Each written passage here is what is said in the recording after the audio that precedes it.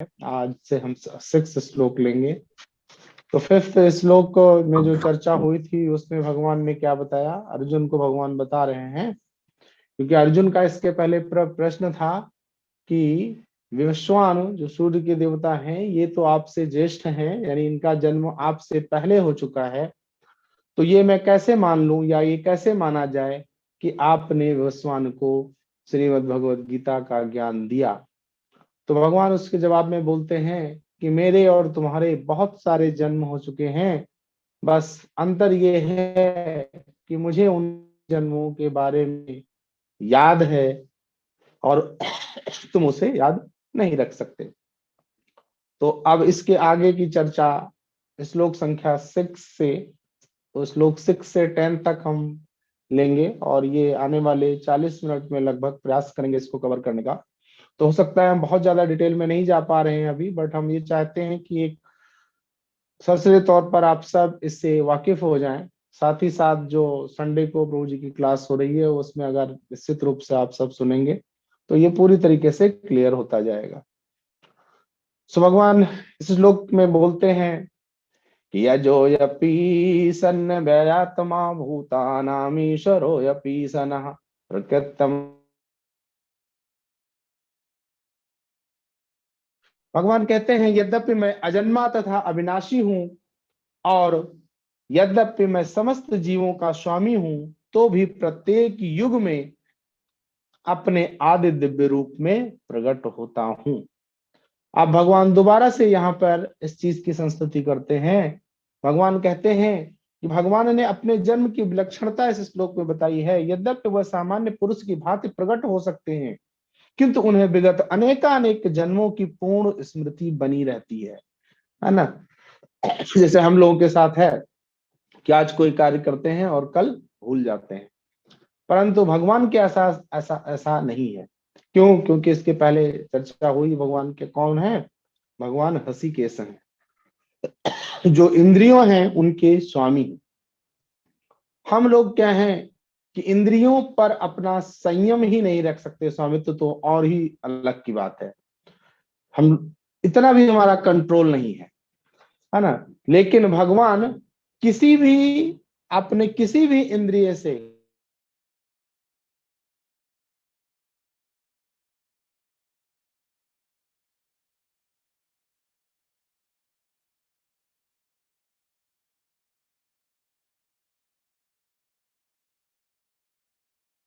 सकते हैं।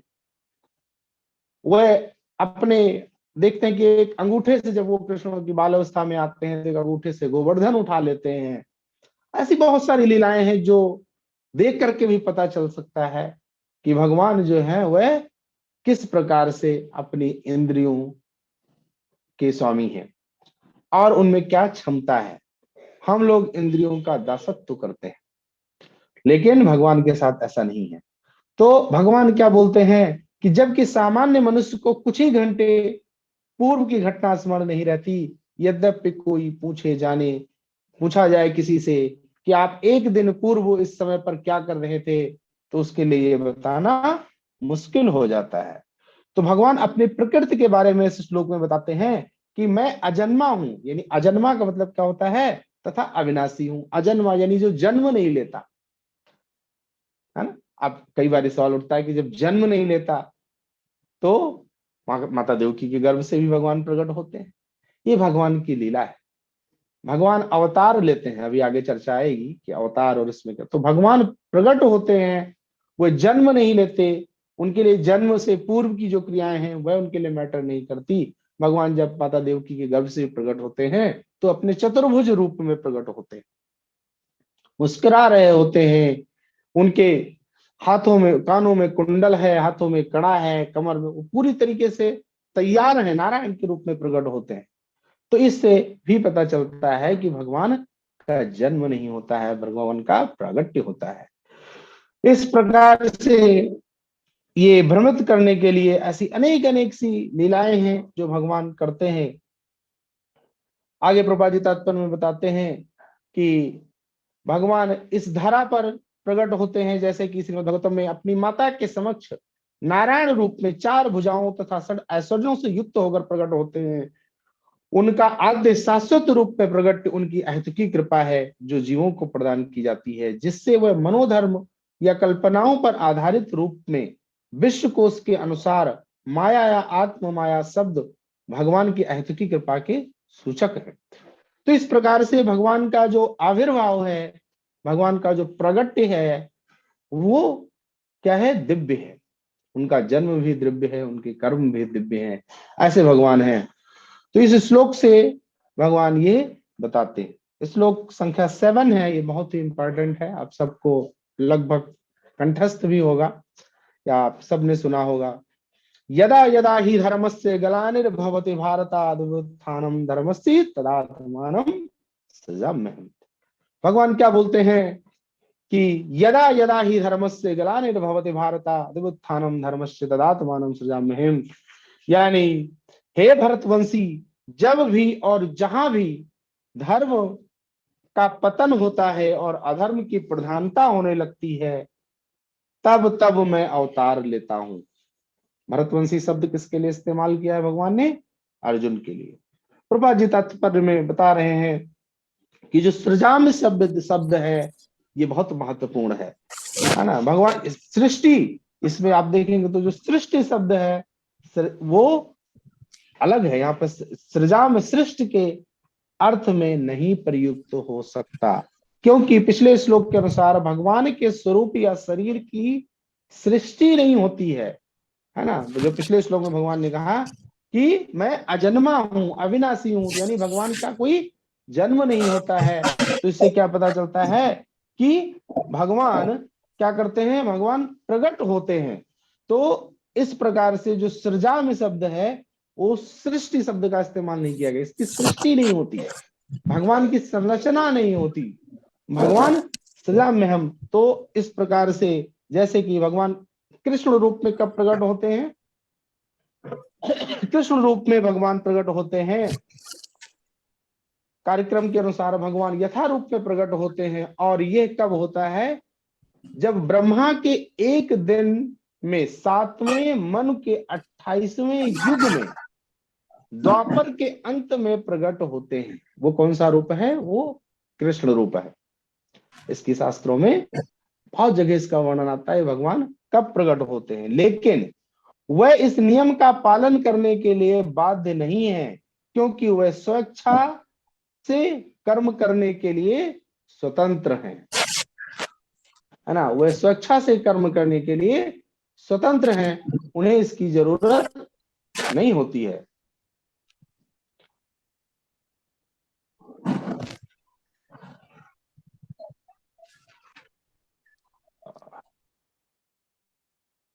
भगवान जो है वह पूरी तरीके से स्वतंत्र हैं, उन्हें इसकी जरूरत नहीं होती है। वह कभी भी किसी भी रूप में प्रकट हो सकते हैं। तो इस प्रकार से जो है यहाँ पर भगवान के बारे में वर्णन आता है। दूसरा कि जब और जहां भी धर्म का पतन होता है और अधर्म की प्रधानता होने लगती है, तब तब मैं अवतार लेता हूं। देखिए, अब वो प्रभुपाद जी इसमें तात्पर्य में इसका वर्णन करते हैं कि श्रीमद् भागवत पुराण से हम जानते हैं कि वृद्ध जो कृष्ण हैं, जब ये युद्ध हो रहा था कौरवों का और पांडवों के बीच, उस समय भगवान क्या थे? वृद्ध रूप में थे, क्योंकि उनके नाती पोते सारे थे। लेकिन भगवान को देखने में कहीं से ये नहीं लगता है कि वह वृद्ध है, क्योंकि भगवान सिर्फ युवा अवस्था तक प्राप्त करते हैं, बाल्यावस्था में आते हैं, तरुणावस्था में आते हैं, लेकिन वो वृद्धावस्था को प्राप्त नहीं करते हैं। क्योंकि वो सच्चिदानंद है ना। वो हमेशा नव यौवन में रहते हैं। तो इस प्रकार से आप देखते हैं कि भगवान जब शरीर भी छोड़ते हैं, अपनी लीला समाप्त करते हैं, उस समय भी वह पूरी तरीके से 25-26 साल के युवा प्रतीत होते। प्रभुपाद जी तात्पर्य में बताते हैं कि हम भगवान की कोई वृद्ध फोटो नहीं देखते, है ना। हम आप सब देखते हो कृष्ण की कोई बूढ़े उम्र में हमें कोई फोटो मिलती है? नहीं मिलती है। इसी प्रकार से भगवान राम की भी रूप को देखिए तो आपको कोई वृद्धावस्था की फोटो नहीं मिलेगी। तो क्या इतने समय भगवान थे तो क्या वृद्धावस्था को प्राप्त नहीं हुए होंगे? लेकिन नहीं, वो वृद्धावस्था उन पे आती ही नहीं है। वो हमेशा नवयुवक रहते हैं, क्योंकि वो सच्चित आनंद हैं, सबसे सुंदर हैं, वे सबसे बलवान हैं। तो इस प्रकार से ये सारे जो भगवान के ऐश्वर्य हैं, अभी आगे जब भगवान का वर्णन आएगा और जिसमें हम चर्चा करेंगे, जिसमें भगवान का जो विशिष्ट रूप है उसके बारे में वर्णन आता है, तब उसमें भगवान बताते हैं अपने बारे में कि मैं क्या हूं, कैसे हूं। तो जब जब धर्म की हानि होती है तब तब मैं प्रकट होता हूं। इसमें प्रभुपाद जी तात्पर्य में बता रहे हैं कि भगवान, अभी इसके अगला श्लोक आएगा तो कितने प्रकार के अवतार होते हैं उसका भी वर्णन आएगा, कि भगवान जब अवतरित होते हैं तो किस रूप में अवतरित होंगे ये वह डिसाइड करते हैं, कब अवतरित होंगे यह भी वह डिसाइड करते हैं, और कहाँ अवतरित होंगे यह भी वह स्वयं डिसाइड करते हैं। दूसरी चीज है कि भगवान किस लिए अवतरित होते हैं? अपने भक्तों की रक्षा के लिए, है ना। और दूसरा इसमें इस श्लोक में इसे पढ़ा कि जब अधर्म की प्रधानता होती है तब, तो अधर्म की प्रधानता होती है तब अवतरित होते हैं, लेकिन वह भक्तों की रक्षा के लिए प्रकट होते हैं। और ये अगले श्लोक में भगवान इसको क्लियर करते हैं, परित्राणाय साधूनाम विनाशाय च दुष्कृताम धर्म संस्थापनार्थाय संभवामि युगे युगे। भगवान बोलते हैं कि भक्तों का उद्धार करने, दुष्टों का विनाश करने तथा धर्म की फिर से स्थापना करने के लिए मैं हर युग में प्रकट होता हूं। भगवत गीता के अनुसार साधु यानी पवित्र पुरुष, साधु का अर्थ क्या है? पवित्र पुरुष, कृष्ण भावना भावित व्यक्ति। साधु कौन है? जो कृष्ण भावना भावित है, वही केवल साधु है। तो क्यों? क्योंकि वो भगवान के बारे में, भगवान की सेवा करता है। जो कृष्ण भावना भावित है वो भगवान के बारे में जानने का प्रयास करता है, वो अपने को भगवान का दास समझता है, वो अपने को आत्मा समझता है। तो ये सारे गुण जब होते हैं तो इसके मतलब कि वो कृष्ण भावना भावित है, और यदि कृष्ण भावना भावित है तो ही वो साधु है। तो इस प्रकार से यहाँ पर प्रभुपाद जी तात्पर्य में बता रहे हैं कि अधार्मिक लगने वाले व्यक्ति से भी यदि पूर्ण कृष्ण चेतना हो तो उसे साधु समझना चाहिए। यानी यदि कोई व्यक्ति सकल से अधार्मिक भी लगता है ना, जैसे होता है कि उसने पैंट शर्ट पहना हुआ है, वो उसने नई तिलक लगाया हुआ है, उसने नई कुर्ता धोती पहना है, तो कई बार देखने में लोगों को ऐसा लगता है कि ये व्यक्ति धार्मिक नहीं हो सकता। लेकिन यदि उसकी चेतना कृष्ण भावना भावित है तो निश्चित रूप से वो साधु है, क्योंकि उसकी मेन फोकस प्रभुपाद जी कहाँ कर रहे हैं? चेतना पर कर रहे हैं। कि ठीक है, ये जरूरी है, ये प्रचार के लिए ये दिखना, ये चीजें आवश्यक है, लेकिन यही केवल आवश्यक नहीं है। आवश्यक यह है कि उसकी चेतना कृष्ण भावना भावित हो। नेक्स्ट श्लोक संख्या 9, जन्म कर्म चामेव दिव्येवम यो व्यक्ति तत्वतः तत्वक्ता देहम पुनर्जन्मा नेति मामेति सोय अर्जुना। जन्म कर्म चा दिव्यम एवं यह व्यक्ति तत्वतः तत्वतया देहम पुनः जन्म एति माम एति सह अर्जुना। हे अर्जुन, जो मेरे आविर्भाव तथा कर्मों की दिव्य प्रकृति को जानता है वो इस शरीर को छोड़ने पर इस भौतिक संसार में पुनः जन्म नहीं लेता, अपितु मेरे सनातन धाम को प्राप्त होता है। तो भगवान क्या कहते हैं कि जो जीव जिसको इस बारे में पता, जैसे छठे श्लोक में भगवान ने क्या कहा था, अपने दिव्य धाम से अवतरण की व्याख्या जो हो चुकी है ना, जो अभी हमने छठा श्लोक पर चर्चा की थी कि मैं अजन्मा हूं, अविनाशी हूं, समस्त जीवों का स्वामी हूं, मैं प्रत्येक युग में आज दिव्य रूप में प्रकट होता हूं।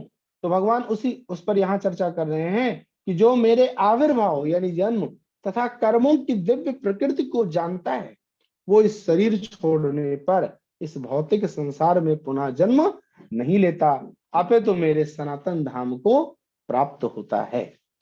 सो छठे श्लोक में भगवान ने दिव्य धाम में उनके अवतरण की व्याख्या हो चुकी है। जो मनुष्य भगवान के आविर्भाव के सत्य को समझ लेता है वो इस भव बंधन से मुक्त हो जाता है।